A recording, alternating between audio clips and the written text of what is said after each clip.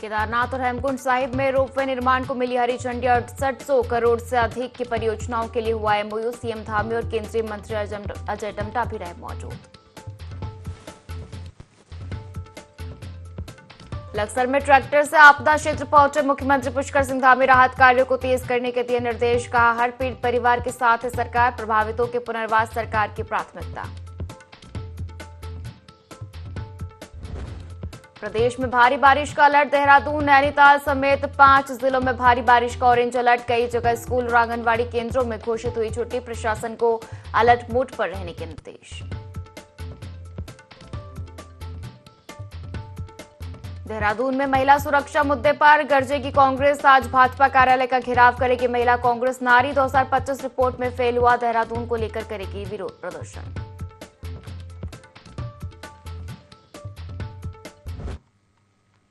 नमस्कार, बहुत स्वागत है आपका। देवभूमि लाइव देख रहे हैं आप और मैं हूं आपके साथ पायल। बुलेटिन की शुरुआत करेंगे देहरादून से आ रही बड़ी खबर के साथ, जहां केदारनाथ और हेमकुंड साहिब में रोपवे निर्माण को हरी झंडी मिली है। आपको बता दें कि 6800 करोड़ से अधिक की परियोजनाओं के लिए एमओयू हुआ है। राज्य सरकार और एनएचएलएमएल के बीच ये समझौता हुआ है। आपको बता दें कि सीएम धामी और केंद्रीय मंत्री अजय टम्टा इस दौरान मौजूद रहे। तो ये बड़ी खबर आपको दे रहे हैं। 6800 करोड़ से अधिक की परियोजनाओं के लिए एमओयू हुआ है। राज्य और एनएचएलएमएल के बीच समझौता हुआ है। सीएम धामी और केंद्रीय मंत्री अजय टम्टा भी मौजूद रहे। और चलिए इसी खबर पर ज्यादा जानकारी लेते हैं। हमारे साथ संवाददाता विनय सूद लाइव जुड़ गए हैं। विनय, केदारनाथ और हेमकुंड साहिब में रोपवे निर्माण को हरी झंडी मिल गई है। क्या कुछ जानकारी और क्या कुछ फायदा इससे जो श्रद्धालु है उनको मिलता दिखाई देगा?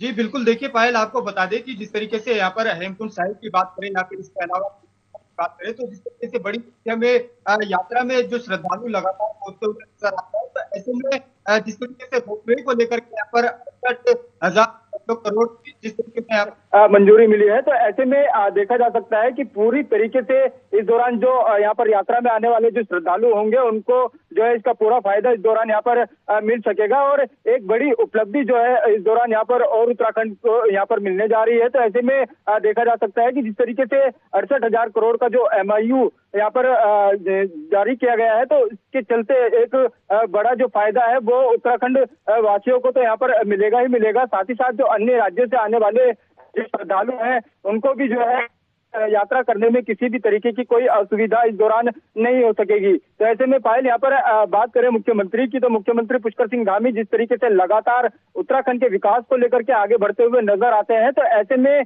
केंद्र सरकार भी जो है पूरी तरीके से उत्तराखंड के लिए जो है लगातार यहाँ पर कार्य करती हुई दिखाई देती है। तो ऐसे में देखा जा सकता है कि पूरी तरीके से एक बड़ी उपलब्धि है ये जिस तरीके से यहाँ पर उत्तराखंड को मिली है। और 68,000 करोड़ की अगर यहाँ पर बात करें तो पूरे तरीके से जो फायदा है वो इस दौरान यहाँ पर यात्रा में आने वाले जो श्रद्धालु हैं उनको इसका मिल सकेगा। जी, निश्चित तौर पर देखा जाए तो सीएम धामी लगातार उत्तराखंड के विकास के लिए कई कार्य करते नजर आते हैं। और ऐसे में जब केदारनाथ और हेमकुंड साहिब में रोपवे बनेगा तो कहीं ना कहीं विनय पर्यटन को भी बढ़ावा मिलेगा और श्रद्धालुओं को काफी सुविधा हो जाएगी इससे। जी बिल्कुल पायल, देखिए आपको बता दें कि जिस तरीके से यहाँ पर हेमकुंड की बात करें और साथ ही साथ इसके अलावा यहाँ पर केदारनाथ की बात करें, तो जब रोपवे इन जगहों पर बन जाएगा तो ऐसे में श्रद्धालुओं को तो जो है इसका फायदा मिलेगा ही मिलेगा। साथ ही साथ जिस तरीके से पर्यटन की दृष्टि से भी अगर बात की जाए तो जो पर्यटन के क्षेत्र में भी जो है उत्तराखंड जाना जाता है, ऐसे में लगातार जिस तरीके से बड़ी संख्या में जो पर्यटक हैं वो उत्तराखंड पहुंचते हैं, तो ऐसे में जो है यहाँ पर जो पर्यटक हैं उनको भी इसका लाभ मिल पाएगा। साथ ही साथ जो यहाँ पर व्यवसाय करने वाले जो लोग हैं, जो छोटा मोटा जिस तरीके से यहाँ पर अपना रोजगार करते हैं, उनको भी जो है इस दौरान यहाँ पर इसका लाभ मिल सकेगा। आपको ये भी बता दें पायल कि जिस तरीके से उत्तराखंड की अगर बात करें तो उत्तराखंड में मुख्यमंत्री पुष्कर सिंह धामी जिस तरीके से तमाम विकास योजनाएं तो चला ही रहे हैं, साथ ही साथ जो केंद्र है, केंद्र से भी लगातार जिस तरीके से सहयोग इस दौरान जो है उत्तराखंड को मिलता हुआ नजर आता है। और पूरी तरह से यहाँ पर बात करें तो कई ऐसे जो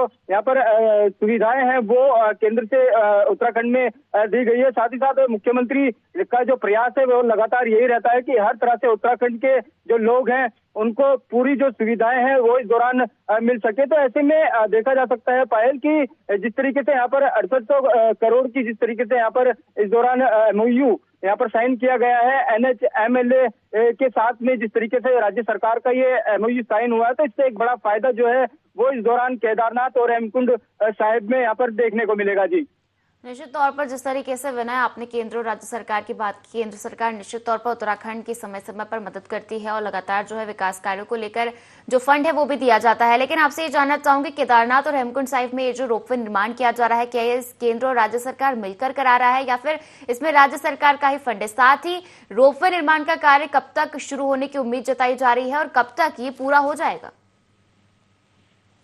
जी बिल्कुल पायल, देखिए आपको बता दें कि जिस तरीके से रोपवे निर्माण के कार्य की अगर बात करें तो जल्दी ही जो है ये यहाँ पर जो कार्य है वो इस दौरान शुरू कर दिया जाएगा। साथ ही साथ यहाँ पर बात करें तो केंद्र और राज्य सरकार दोनों ही मिलकर जिस तरीके से यहाँ पर इस दौरान यहाँ पर जो निर्माण है वो इस दौरान करती हुई नजर आएगी रोपवे का। तो ऐसे में देखा जा सकता है कि पूरी तरीके से जो तैयारी है वो इस दौरान केंद्र की ओर से भी इसको लेकर के की गई है। साथ ही जिस तरीके से यहाँ पर बात करें तो जो आबादी वाले जो क्षेत्र हैं ऐसे में उनसे निपटने के लिए जो है ये रोपवे जो है पूरी तरीके से यहाँ पर काम आएगा, क्योंकि बड़ी संख्या में जिस तरीके से चारधाम यात्रा में जो है इस दौरान जो श्रद्धालु है वो पहुंचते हैं। साथ ही साथ इसके अलावा हेमकुंड की भी अगर बात करें, हेमकुंड साहिब की यात्रा जिस तरीके से इस दौरान चल रही है तो इसमें भी बड़ी संख्या में जो श्रद्धालु हैं वो पहुंचते हैं। तो ऐसे में रोपवे बन जाने से जो है एक बड़ा फायदा जो है वो श्रद्धालुओं को तो मिल ही पाएगा। साथ ही साथ इसके अलावा यहाँ पर बात करें तो पर्यटन के क्षेत्र में भी जो है इस दौरान यहाँ पर बढ़ावा मिलेगा। जी निश्चित तौर पर कहा जा सकता है कि केदारनाथ और हेमकुंड साहिब में जो रोपवे निर्माण किया जा रहा है इससे कहीं ना कहीं श्रद्धालुओं को और वहां के स्थानीय लोगों को फायदा मिलेगा। लेकिन अब विनय जानना चाहूंगी कि स्थानीय लोगों के लिए और पर्यावरण के लिए इस रोपवे निर्माण के दौरान क्या एहतियात बरती जाएगी, क्योंकि ये क्षेत्र पर्यावरण की दृष्टि से भी काफी संवेदनशील है। जी बिल्कुल, देखिए पायल, जिस तरीके से यहाँ पर पर्यावरण की अगर बात करें, पर्यावरण की दृष्टि से जो है उत्तराखंड इस दौरान जो है काफी अच्छा क्षेत्र जो है इस दौरान जाना जाता है। लेकिन यहाँ पर जिस तरीके से रोपवे की इसमें शुरुआत होगी तो इसको लेकर के भी जो पूरी एहतियात है वो इस दौरान बरती जाएगी। राज्य सरकार जिस तरीके से महत्वपूर्ण कदम उत्तराखंड के विकास को लेकर के बढ़ाती हुई नजर आ रही है, तो ऐसे में जो अब यहाँ पर केदारनाथ और हेमकुंड साहिब की अगर बात करें तो रोपवे का जिस तरीके से वहां पर निर्माण होगा तो ऐसे में तमाम चीजों को जो है ध्यान में रखते हुए जो है इस दौरान रोपवे की जो शुरुआत है वो इस दौरान अब जल्द ही यहाँ पर की जा सकेगी। जी निश्चित तौर पर देखा जाए रोपवे निर्माण किया जा रहा है, हरी झंडी मिल चुकी है और निश्चित तौर पर कहीं ना कहीं जो तैयारियां हैं, जो निर्माण कार्य है वो भी जल्दी प्रारंभ किया जाएगा। मैंने आपसे जानना चाहूंगी कि रोपवे निर्माण किया जाएगा तो कहीं ना कहीं जब जो लोग पैदल जाते हैं, जो श्रद्धालु है वो आते हैं जिनको पैदल चलने में काफी दिक्कतें होती है और कहीं ना कहीं जो क्षेत्र है केदारनाथ और हेमकुंड साहिब का वो कहीं ना कहीं जो मानसून के सीजन में खासतौर पर वहां पर पत्थर और बोल्डर गिरने के लगातार मलबा आने के लगातार जो है वो घटनाएं सामने आती है। तो कहीं ना कहीं रोपवे निर्माण के चलते और जब इसे पहाड़ पर बनाया जाएगा तो किस तरीके से जो सुरक्षा व्यवस्था है वो किस तरीके की रखी जाएगी? जी बिल्कुल पायल, बिल्कुल आपने सही कहा, क्योंकि देखिए जिस तरीके से यहाँ पर बात करें यात्रा की, तो यात्रा में जिस तरह से हर तरह का जो आदमी है वो इस दौरान यात्रा करता है, चाहे वो बुजुर्ग हो या फिर इसके अलावा कई ऐसे विकलांग लोग भी हैं जो इस दौरान यात्रा करते हुए नजर आते हैं। तो ऐसे में एक बड़ा फायदा जो है रोपवे बनने से उनको तो मिलेगा ही, साथ ही साथ यहाँ पर बात करें तो पूरी तरीके से जो यहाँ पर सुरक्षा की दृष्टि से जिस तरीके से यहाँ पर बात करें तो काफी महत्वपूर्ण जो यहाँ पर कदम है इस दौरान मुख्यमंत्री पुष्कर सिंह धामी ने यहाँ पर ये रोपवे बनाने को लेकर के उठाया है। तो ऐसे में सुरक्षा की दृष्टि से भी जो है पूरी जो तैयारियां हैं वो इस दौरान उत्तराखंड सरकार द्वारा यहाँ पर की जाएगी, क्योंकि जिस तरीके से यहाँ पर बात करें तो मानसून के चलते जिस तरीके से आपदाएं इस दौरान देखने को मिलती है उत्तराखंड में, और साथ ही साथ जो पहाड़ी क्षेत्र है वहां पर मलबा आने से जो रास्ता है वो बाधित हो जाता है। तो पूरे जो इस तरीके से यहाँ पर जो लाभ है वो भी यहाँ पर मिल सकेगा। तो कुल मिलाकर यहाँ पे देखा जा सकता है पायल की एक अच्छी पहल जो है वो इस दौरान जो है अब उत्तराखंड में यहाँ पर होने जा रही है। और इसके अलावा हेमकुंड और केदारनाथ की अगर बात करें तो केदारनाथ और हेमकुंड में जिस तरीके से रोपवे की शुरुआत होगी तो इससे जो है उत्तराखंड की तो एक अलग पहचान बनेगी ही बनेगी। साथ ही साथ जो अन्य राज्य से जो आने वाले श्रद्धालु हैं उनको भी जो है इसका काफी लाभ मिल सकेगा। जी निश्चित तौर पर लाभ मिल सकेगा विनय। और आपसे ये भी जानना चाहूंगी कि केदारनाथ और हेमकुंड साहिब में जो रोपवे निर्माण किया जा रहा है उसमें कितने किलोमीटर का ये रोपवे होगा और इससे यात्रा का समय कितना घटेगा? जी बिल्कुल, देखिए पायल आपको बता दें कि जिस तरीके से यहाँ पे रोपवे की अगर बात करें तो रोपवे का निर्माण जिस तरीके से अब बहुत जल्द उत्तराखंड में देखने को मिलेगा। तो ऐसे में यहाँ पर बात की जाए तो काफी समय ना लगते हुए जो है इस दौरान कम समय में जो है इस दौरान यहाँ पर अपनी यात्रा इस दौरान जो है श्रद्धालु यहाँ पर पूरी कर सकेंगे। साथ ही साथ इसके अलावा यहाँ पर बात की जाए तो लगभग 1 घंटे से जो कम का समय है वो इस दौरान रोपवे के माध्यम से जो है यहाँ पर हेमकुंड साहिब और केदारनाथ के लिए अब लग सकेगा। तो पूरी तरीके से ये जो फैसला यहाँ पर उत्तराखंड सरकार द्वारा लिया गया है और MOU जिस तरीके से साइन हुआ है तो ऐसे में देखा जा सकता है पायल की पूरी जो तैयारी है वो सरकार की यही है कि उत्तराखंड को किस तरीके से विकसित किया जा सके। निश्चित तौर पर विकास कार्यों को लेकर लगातार सीएम धामी जो है वो कार्य करते नजर आते हैं और केदारनाथ और हेमकुंड साहिब में अब रोपवे निर्माण को हरी झंडी मिल चुकी है। निश्चित तौर पर श्रद्धालुओं को जो यात्री वहां पहुंचते हैं उनको सुविधा पहुंचेगी, उनको लाभ पहुंचेगा इससे और साथ ही स्थानीय लोगों को रोजगार भी इससे मिलेगा। आपका शुक्रिया विनय जुड़ने के लिए। ज्योतिर्मठ में भारी वर्षा के बीच मां नंदा स्वनूल देवी का विदाई समारोह कल्प घाटी उर्गम में संपन्न हुआ। मायके में अपने भक्तों से भेंट कर देवी नंदी कुंड और सोना शिखर के लिए विदा हुई। इस दौरान 36 घंटे तक जागरों का आयोजन हुआ और भक्तों ने भीगी पलकों से मां को विदा किया।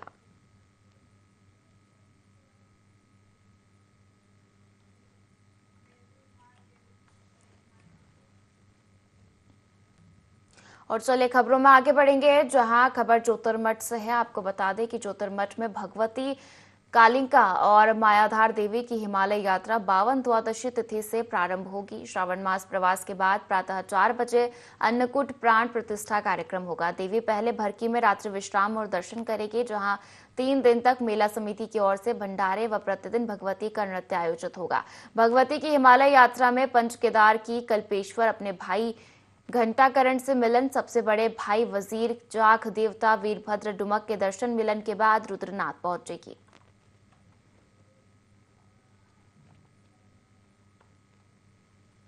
और भू बैकुंठ नगरी बद्रीनाथ धाम के बामणी गांव स्थित मां नंदा देवी मंदिर में 4 दिन से चल रहा नंदा कुबेर देवोत्सव गाडू उत्सव के साथ संपन्न हुआ। भक्तों ने जौ की हरियाली अर्पित कर सुख समृद्धि का आशीर्वाद लिया और पारंपरिक लोक नृत्य से माहौल नंदामयी बना दिया। अंत में पूजा अर्चना के बाद मां नंदा सहित सभी देवी देवताओं को नम आंखों से देवधाम के लिए विदाई दी गई।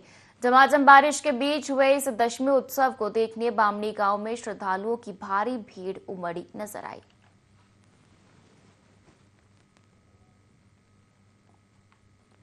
और खबरों में आगे बढ़ेंगे जहां उत्तराखंड के ऊंचाई वाले इलाकों में भारी बारिश और बर्फबारी के चलते ठंड ने दस्तक दे दी है। आपको बता दें कि ठंड का दौर यहां देखने को मिल रहा है। ज्योतिर्मठ और बद्रीपुरी में झमाझम बारिश हुई। इसी के साथ नीलकंठ, नर नारायण, माणा घाटी और सतोपंत क्षेत्र में सीजन का पहला हिमपात दर्ज किया गया। मौसम में अचानक आए बदलाव से बद्रीनाथ धाम में ठंड बढ़ गई है। तो देखिए सितंबर में ही गर्म कपड़ों का दौर शुरू हो गया है। लोग गर्म कपड़े पहने नजर आ रहे हैं। जैकेट और स्वेटर पहनकर धाम में लोग नजर आ रहे हैं। स्थानीय लोगों ने सितंबर माह में ही गर्म कपड़े निकालने शुरू कर दिए हैं। राज्य देवी मां नंदा के महोत्सव पर फुलकंडी के मंदिर आने के साथ ही नीलकंठ घाटी और उसके आसपास की पहाड़ियों पर आज सुबह से ही बर्फबारी देखी जा रही है, जिससे बद्रीनाथ में ठंडक बढ़ गई है और लोगों ने गर्म कंबल और मोटे कपड़े, ऊनी कपड़े पहनने शुरू कर दिए हैं। और इसके साथ ही शीत ऋतु का यहाँ पर आगाज हो चुका है। इसके बाद ठंड बढ़ती जाएगी और आसपास की चोटियाँ हल्की बर्फबारी में बहुत ही खूबसूरत नज़र आ रही हैं। बद्रीनाथ का नज़ारा बर्फबारी से बहुत ही मनमोहक हो गया है और नीलकंठ घाटी के आसपास और नीलकंठ पर्वत पर ताज़ी बर्फबारी साफ देखी जा रही है। और जोतरमठ के निजमुला वैली की दुर्गम स्थिति में स्वास्थ्य और सड़क सुविधाओं की पोल खुली है। ईरानी गांव की बीमार महिला को ग्रामीणों ने मूसलाधार बारिश, टूटी पगडंडियों और उफान भरे नालों के बीच कुर्सी डंडों की पालकी में मुख्य सड़क तक पहुंचाया। क्षेत्र में लंबे समय से सड़क और पैदल मार्ग भूस्खलन व बारिश से क्षतिग्रस्त पड़े हैं। ऐसे हालात में मरीजों की जिंदगी हर पल खतरे में रहती है।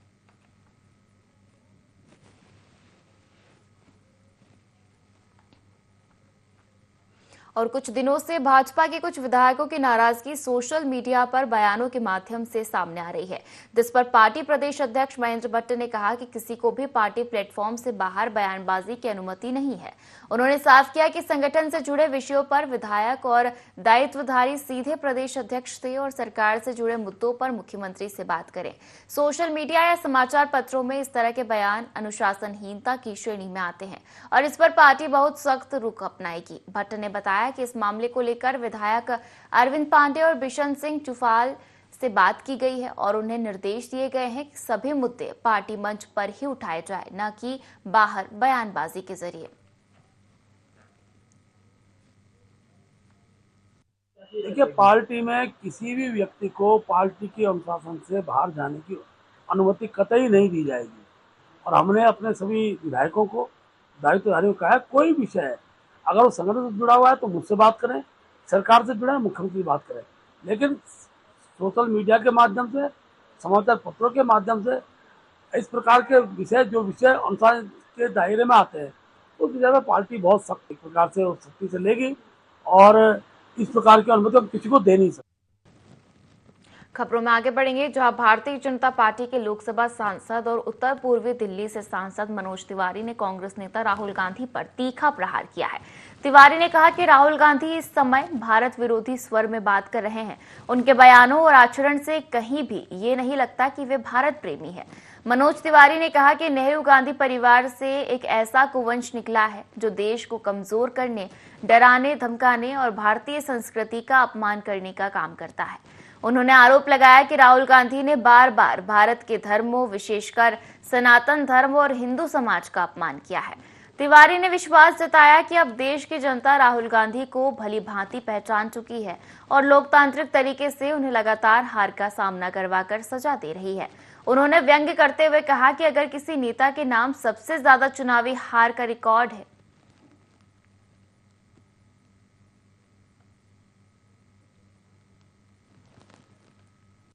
गांधी इस समय भारत के विरोधी के रूप में बात कर रहे हैं।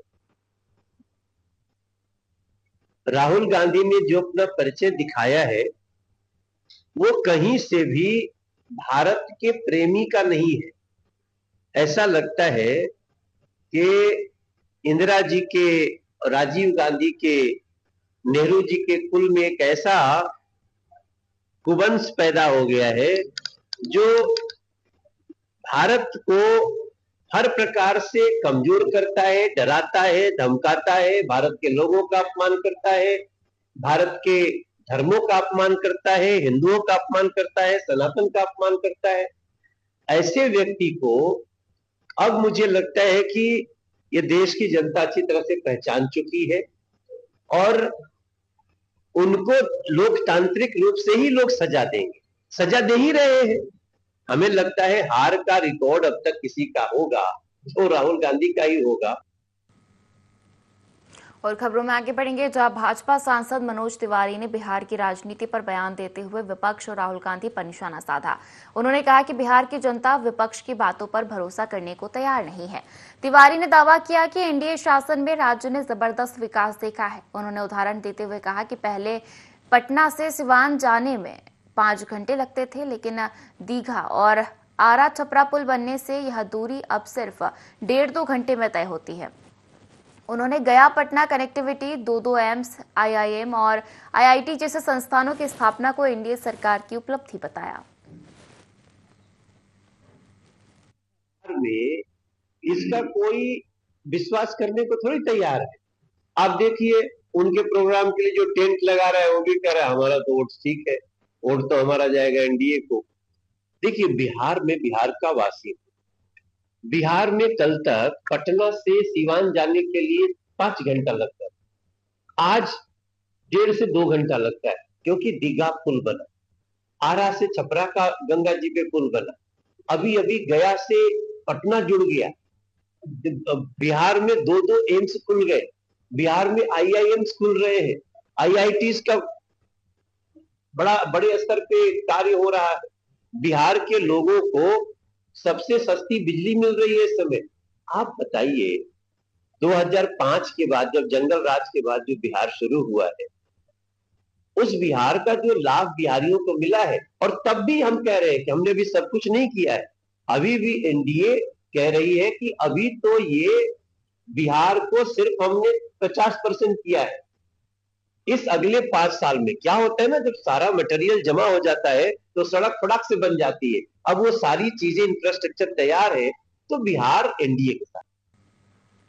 और खबर उत्तरकाशी से है, जहां जिला मुख्यालय के नजदीक नीराकोट सिलियाण गांव में भारी बारिश के कारण जनजीवन अस्त व्यस्त हो गया है और भारी भूस्खलन का खतरा भी उत्पन्न हो गया है।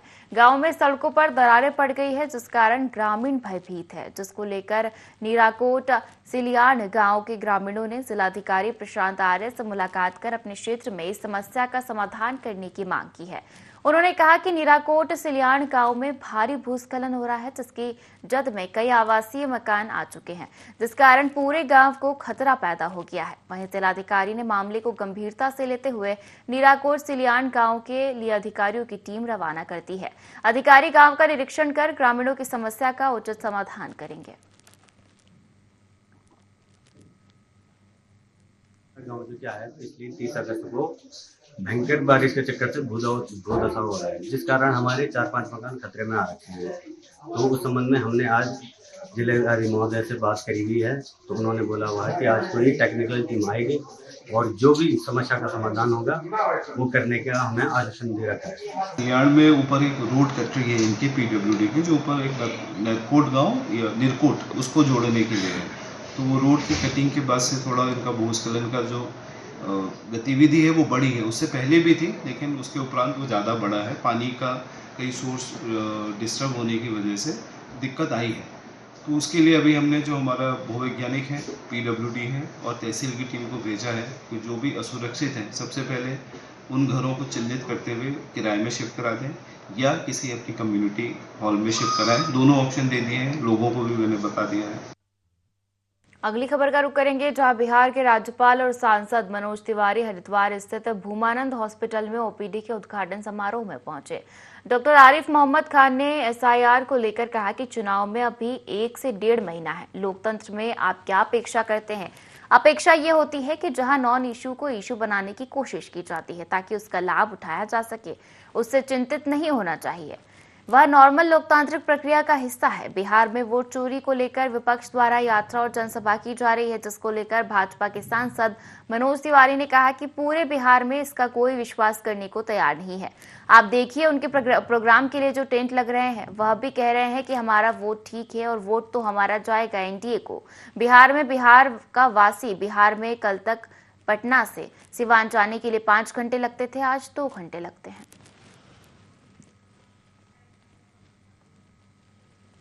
और इस बुलेटिन में फिलहाल इतना ही। आप बने रहिए IND24 के साथ। नमस्कार।